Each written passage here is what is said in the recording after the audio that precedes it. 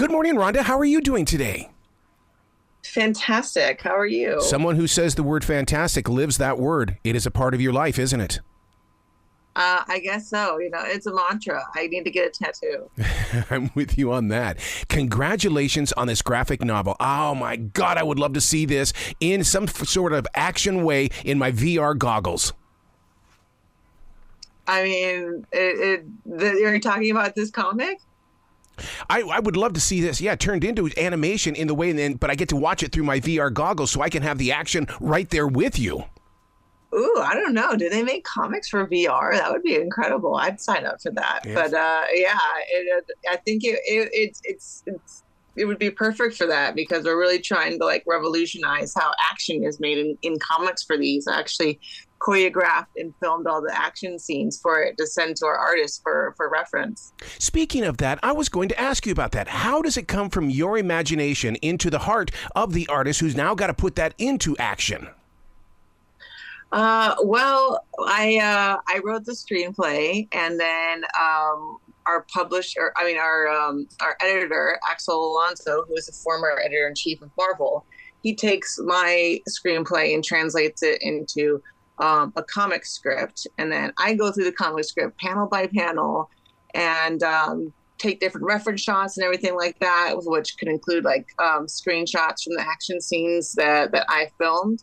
And then we send that over to Mike Diodato, who is a Ringo and Eisner winning artist.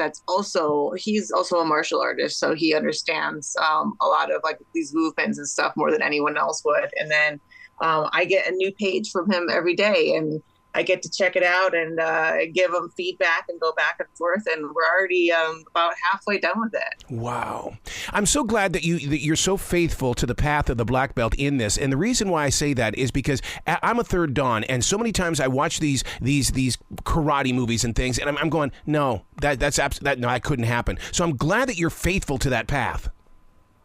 Yeah, as a martial artist, you see so much cringy fight scenes. You're like, who did this? Even stuff that people think is really good. I'm like, this would never happen, And sometimes you need to, even things that aren't realistic, you have to make them realistic in a sense that you can suspend people's disbelief from a movement point of view. And so, between me and Mike, because he is actually a karate black belt and I'm a mixed martial artist, but between the two of us, we can take what's realistic and what's entertaining and what just looks beautiful on the page and merge them into one.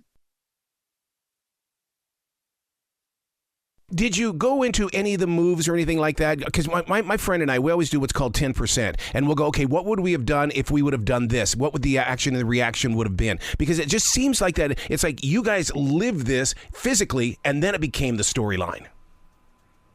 That's basically how I choreograph scenes. It's not like, oh, I want to hit these super cool spots. It's, okay, what's everyone trying to accomplish in the scene? Where are we trying to go, and how are we telling the story with the fight itself, which is something that I learned from pro wrestling, is how are you telling the story within the fight, not taking a break from the story to have a fight. And it's definitely a skill that takes years of practice and doing it and studying it to make it happen, but it's never been done before in this medium. And then to use your imagination. It reminds me so much of my sensei. He would sit there and tell me, remember, it's martial arts. Where's the arts? And that's exactly what you're doing inside this storyline. There's action, there's adventure, there's comedy, there's romance. You're really bringing out the art.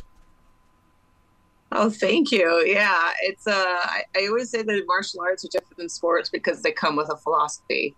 And mine from judo was maximum efficiency, minimum effort. I don't know the karate philosophy. What is it? Well, with Taekwondo and karate, what it basically is, first of all, it was combat karate that I was in, and he always used to tell me that it's about showmanship. How do you expect to inspire people to come into our class if you don't give them a show? Give them the art. He just always drove that into us.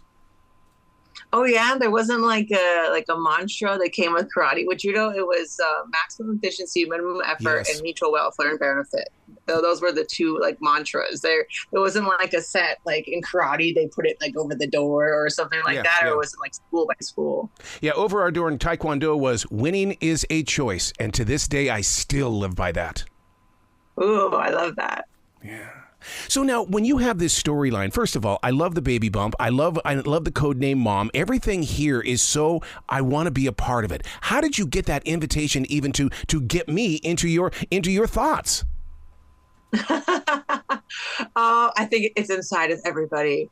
Only 7 stories have ever been told, but it was actually my way of just kind of dealing with the anxiety of becoming a mom and my own insecurities about my ability to be the parent I feel like this kid deserved, my ability to keep a hostile world. And I just took all of those concerns and brought that situation to the nth degree. You know what I mean? Like you're trying to be a parent and everyone's out to kill you. Can you still do this? And I've been basically calling it like John Wick meets Knocked Up, whereas John Wick actually has bodily functions and constantly needs to get something to eat and go to the bathroom, and it's really dangerous. Look at that book cover, though. Were you a kid when you saw that for the first time? Did it feel like, oh my God? It's really surreal because this was something I've been working on for 5 years, and I was really working on it in secret because I was kind of embarrassed to be just another person in LA that was like, I'm working on my screenplay, and it got to a point where I was just so proud of it and felt like I had to share it with the world, and now it's getting more and more believers. And the first time I got to actually see it on the page and see something that was just an image in my head actually being something physical and out in the world, it's really surreal. And we've already more than tripled our Kickstarter goal. We had an amazing panel at Comic-Con, and I'm really excited to share this with the world because I think it's really going to exceed expectations. So if you want to get your Kickstarter exclusive edition, you can check out the link on my Instagram for Expecting the Unexpected, and you can reserve your Kickstarter exclusive edition today that will never be in print again. I love your attitude. We ship worldwide.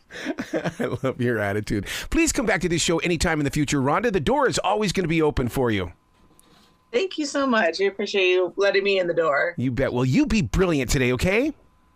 Okay. Winning's a choice. Don't forget it. Yes, it is. Yes, it is. Thank you.